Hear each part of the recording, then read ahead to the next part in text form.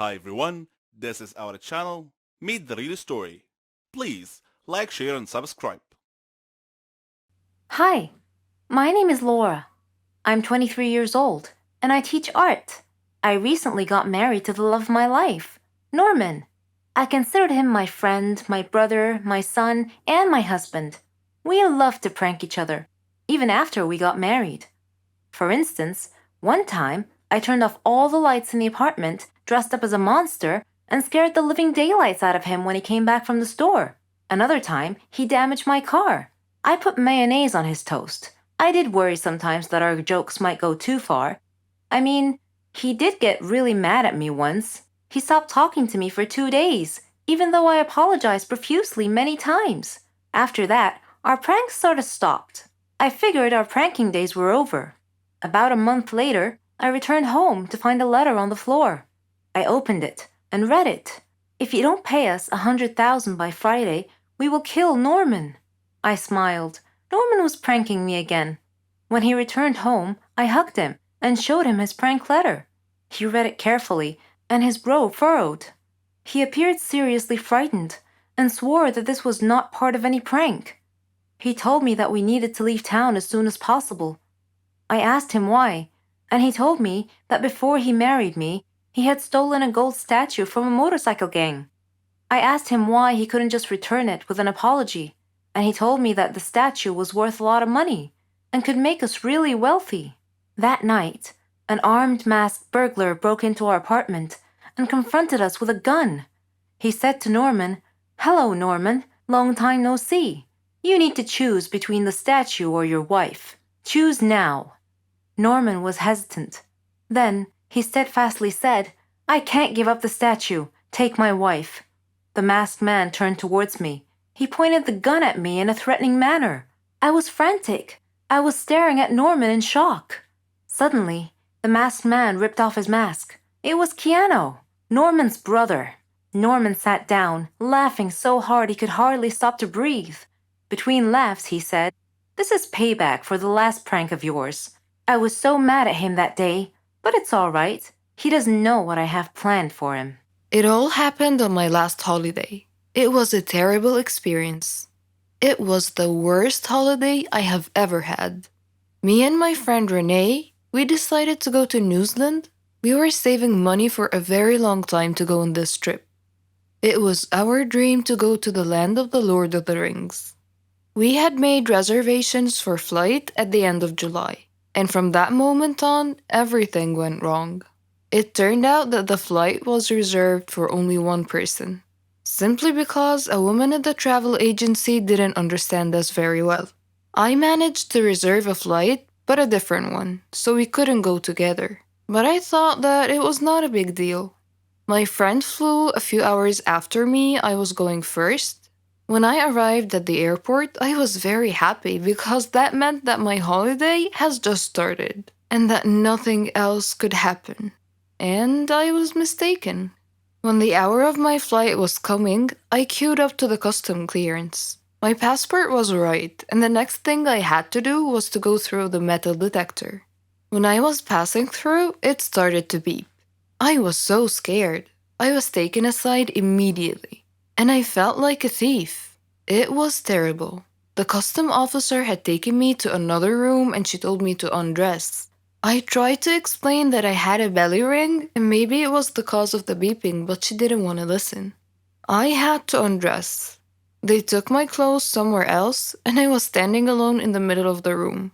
I was shocked and stressed. The woman came back after about 5 minutes, which seemed to be ages for me. She gave me back my clothes, but I was not allowed to put them on. She checked me one more time with a small metal detector, which was obviously beeping in front of my belly ring.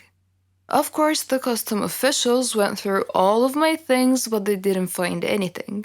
I was late for my flight, so I had to wait for another one. My friend was supposed to meet me at the airport, and it was me who should be waiting for her. She was terrified that I was not there, but fortunately she decided to wait. After that horrible flight, we met at the airport and we went to our hostel. It turned out that we expected something different, but it was not that bad, and we were too tired to look for something else. New Zealand is the most beautiful country I have ever seen, and we loved everything about it. The people, their customs, their food, basically everything, and the entire environment. We spent 3 weeks there. We had a really good time, but when the time ended, we had to fly back home. I was a little bit scared. This time, I decided to remove my belly ring. We came to the airport about 3 hours before the departure time. At the entrance to the airport, we saw an older woman who had a large card with the word written on it with capital letters, Poland. So I came up to her and I started to speak in Polish. She smiled and we started to chat together. When we were just about to leave, she asked me if I could take a box of chocolates with me and give it to her son in Poland. He was supposed to meet me at the airport because she would phone him. And of course I agreed. And then it started again. At the custom clearance, everything was okay. I came through the metal detector and nothing happened. My passport was alright. I was almost free when the custom officer asked me about the chocolates. I said that it was given to me by the lady at the entrance and that her son is going to take it back at the airport in Poland. The custom officer asked me to open the box. I didn't want to agree as it was not mine, but I had to. It turned out that inside there were not chocolates, but cocaine worth $20,000. I was taken to jail. I spent 2 days there and then everything had been explained. I could come back home and the lady and her son were caught and also taken to jail. I don't have to explain why this was the worst holiday ever. Every one of us has a talent. It may be singing beautifully, drawing artistically, writing poetically. We're all different. Our special talents make us happy. We are all unique in our own way, living in a world full of peace, love, and happiness. But what if our talent became our bane? Well, my talent did become my bane. Let me tell you how. My name is Jenny, and I'm 16 years old. I lived in a quiet neighborhood with my parents and my little brother Matthew. I didn't have a lot of friends or hobbies. I was only interested in social media, but I always had a feeling that I had something unique, something that distinguished me from others. Turned out I was right. It all started on my grandmother's birthday. My family and I were traveling to her home to celebrate the occasion. The road was narrow and bumpy, with a rocky shoulder on one side and a river on the other. Dad was driving too fast, so obviously, Mom was a bit worried.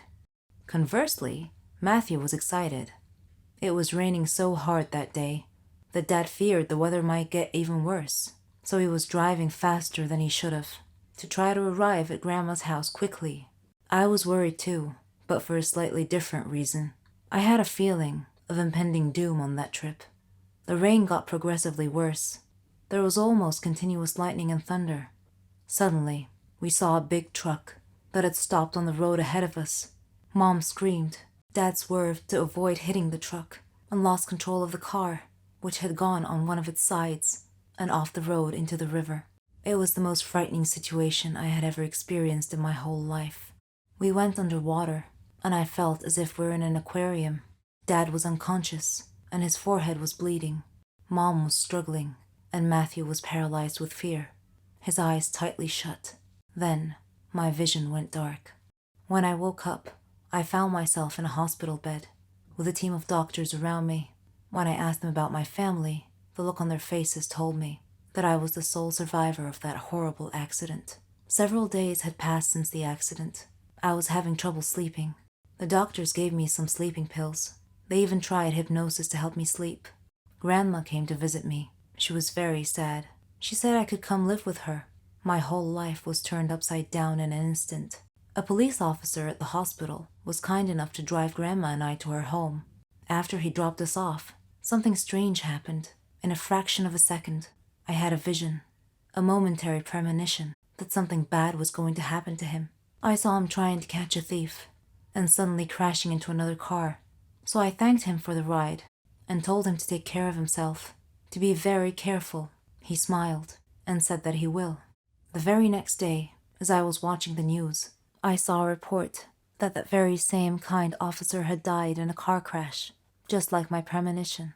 Grandma was upset when I told her what had happened, I didn't tell her that I had foreseen his death, because I knew that she wouldn't believe me. In fact, she might have even thought I was crazy. This strange turn of events happened again, with one of our neighbors, who visited us one day. She was a kind, lovely woman. I had a premonition that she would die in her kitchen due to a gas line explosion. I urged her to be careful with the cooking gas, because it could be so dangerous, but she just laughed and said that she loved cooking and that there's nothing to fear. Grandma got a bit upset with me for making a big deal out of nothing. She said that I was just a little paranoid due to the accident, and that my imagination was getting way too overactive, and that I shouldn't try to scare people. Needless to say, the neighbor that I had warned did indeed die in a gas line explosion 4 days later. Coincidence? I think not. Am I somehow causing these incidents to happen? I couldn't help but think that I was somehow linked to the whole thing. I searched the internet for any information about this phenomena, and I found that it was common in people who had been involved in a traumatic experience, especially almost drowning incidents. I read a research that said that parts of the subject's brain would become very active. After our neighbor's accident, my aunt and uncle came to visit us. I had missed them a lot, but yet again, I had a premonition that they would have an accident going home, causing their car to explode and crash into the river. 2 days later, they were preparing to leave and head home. I begged them to stay one more night, but they said that they couldn't because they had work the next day. I told Grandma about my premonition, and she scolded me, told me to stop this nonsense. She thought it was my overactive imagination again. My uncle came in as Grandma was scolding me and asked me what was wrong. I wanted to say, "Nothing important, Uncle. Just premonitions of doom, that's all." But I didn't. I went to sleep instead and had a dream that Uncle was going to get run over by a car. Suddenly, I woke up to the sound of Uncle and Grandma's voices. They were talking about me, and it was raining outside. Uncle stood up and said that he had to get something from his car. I sat up straight and shouted, "No, don't go." Uncle said, "Jenny, it'll be fine. I'll just get something from the car." I couldn't dissuade him from going, so I followed him out. Uncle went out to his car and was standing by its door, which was facing the road. Then I saw the headlights. A car was coming down the road, driving towards us. I saw the car hit a flooded spot on the road and suddenly began sliding sideways, right towards Uncle. Instinctively, I made a decision to try and protect him. I had to at least try. I jumped in front of the swerving car. The driver saw me and tried to regain control. Suddenly, I felt a warm sunshine mysteriously coming down from the sky amidst the rain, and I felt calm and safe. And I had one final premonition before everything went dark.